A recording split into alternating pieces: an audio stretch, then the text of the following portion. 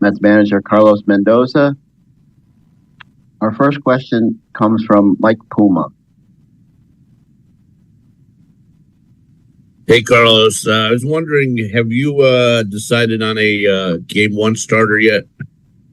No, not yet. We're having these conversations. We need to talk to some of the players, and we got to check how some of those guys are feeling, and then we'll make a decision. Obviously, we'll have to announce it tomorrow, and we're in the process of it. Does any thing play into it? Who your opponent's going to be, or is it just you're going to go whatever way you're going to go, regardless?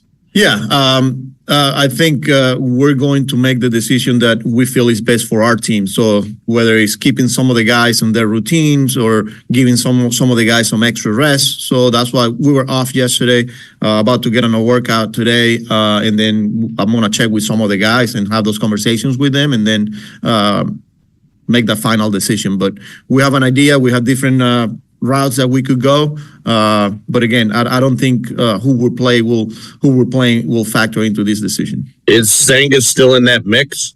He is. Okay. Next question is from Tony DeComo.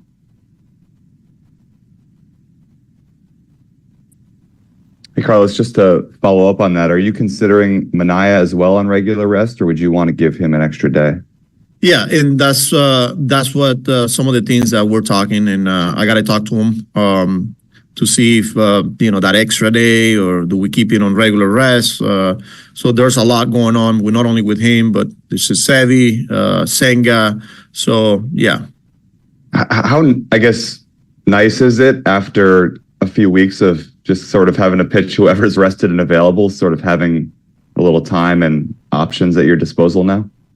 Yeah, it's nice. It's nice to be able to have these off days here, and you could reset and just kind of map it out as much as you want, But I think it's just more like the rest for our guys, our position player group, our bullpen guys, in just the whole team in general, with all the back and forth and the traveling and the intense games that we've been playing. So to be able to have these couple of days to reset and guys get treatment and things like that is huge.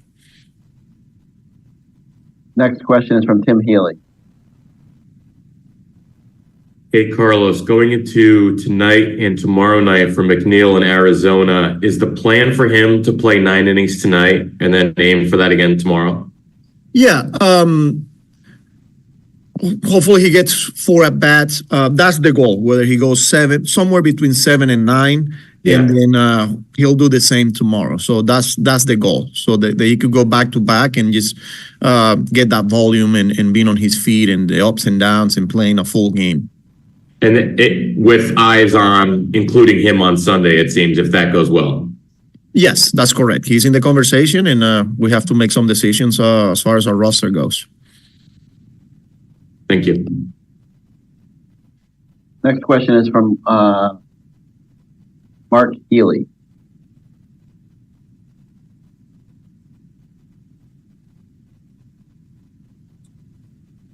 Hey, Carlos. The other night when you decided to close with Edwin Diaz to close it out, there was some thought process, I guess, with people watching that you would stick with David Peterson.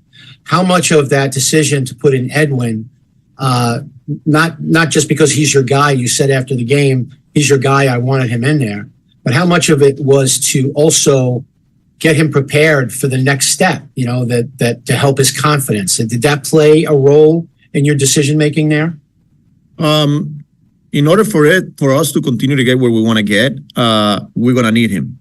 I've been saying that since May when he was struggling, and he always finds a way to get the job done, to go through those struggles. I think there's a combination of a lot of things here the past week where we've been riding him pretty hard. But the one thing from him is he always wants the baseball.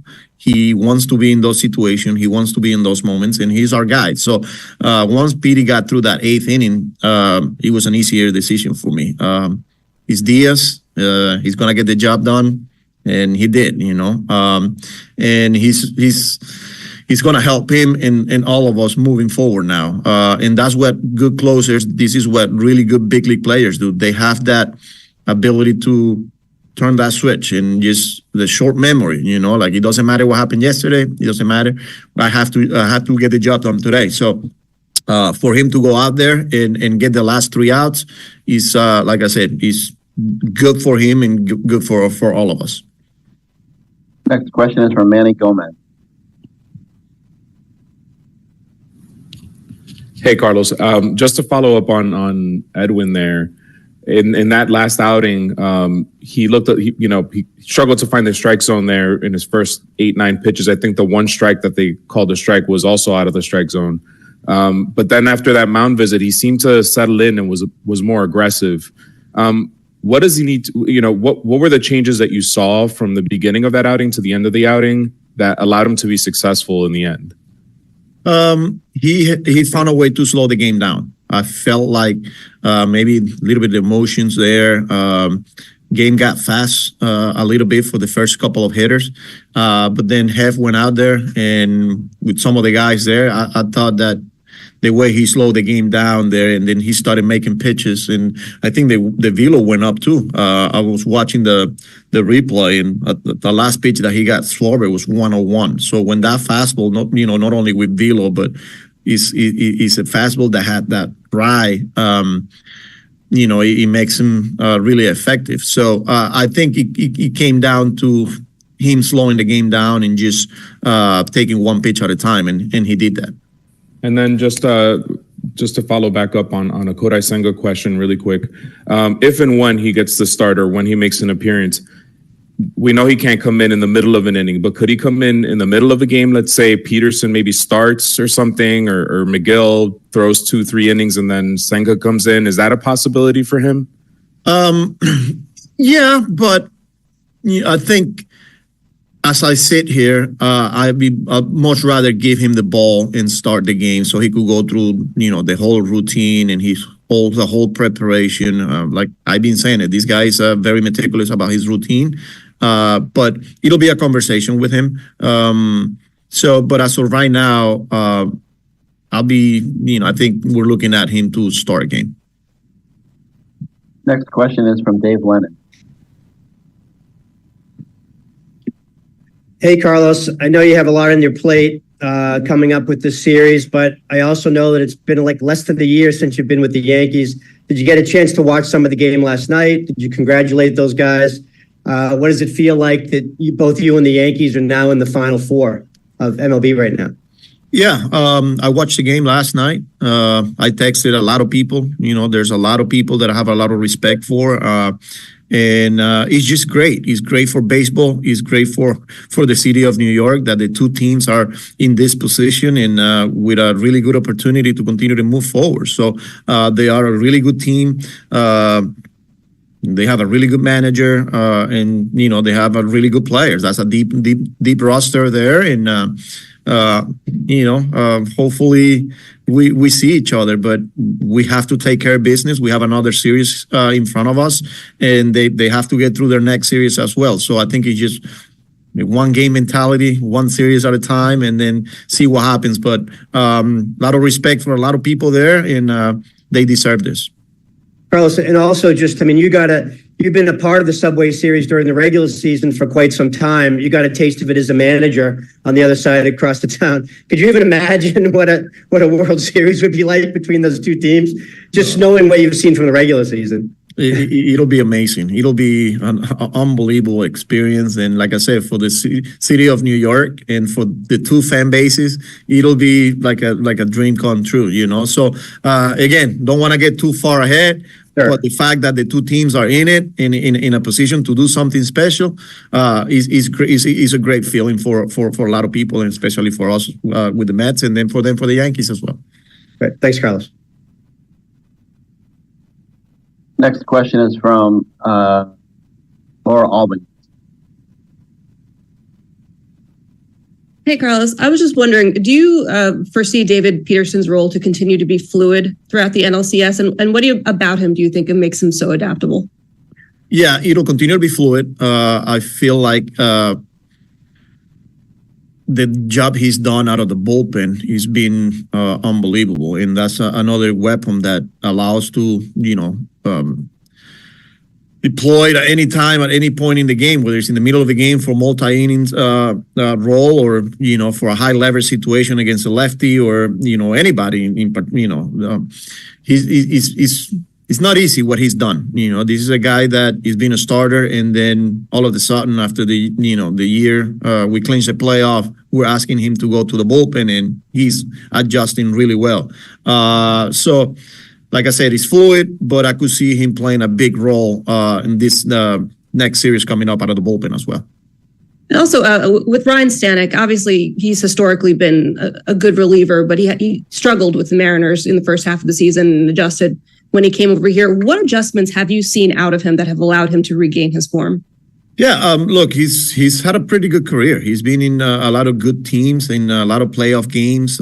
He's got a really good arm. I think you got to give credit to not only Stanek, but Jeremy Hefner, and a lot of our group that works behind the scenes that is looking at mechanics and some of the things that he was doing or he wasn't doing to get him back on track. So it was more like the fastball command, the live on his fastball, and he did that.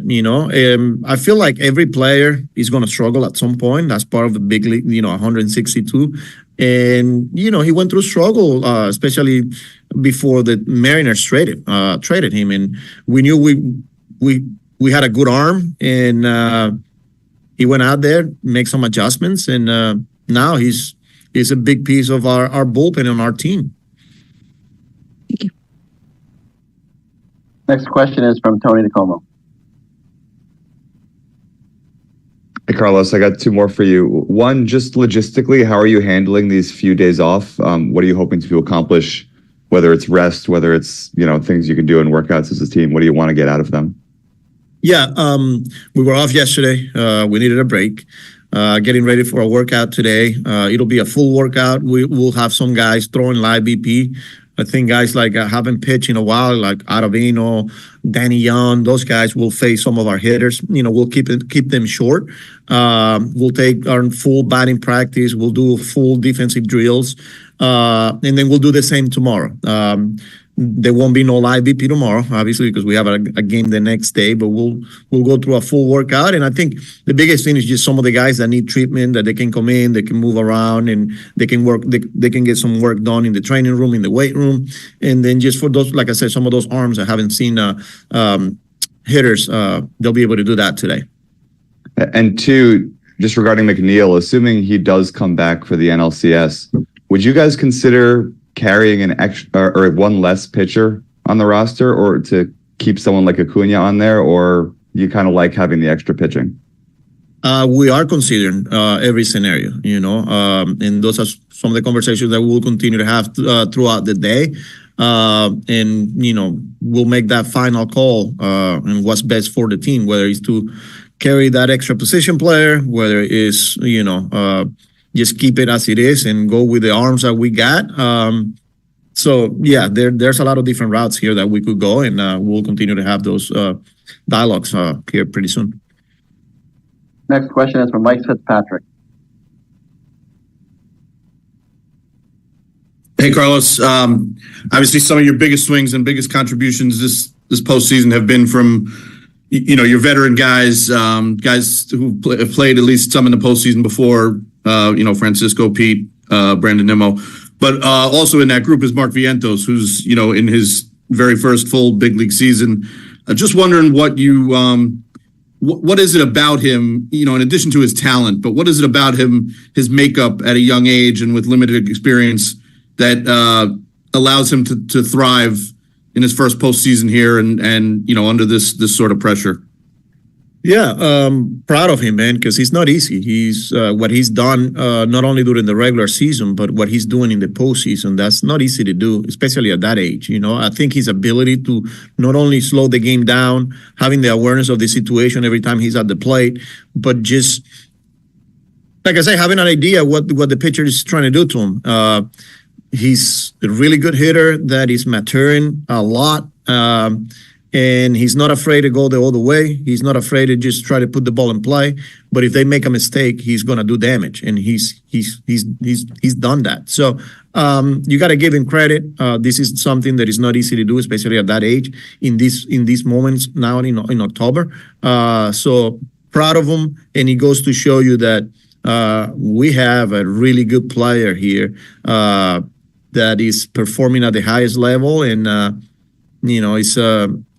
it's a good feeling. And people talk about the at bats and things like that, but the way he's playing defense too at third base, he's been pretty steady there. So you got to give him credit. Proud of him, and he's a big part of what we're doing here. Thank you very much, Carlos, for your time. Thank you.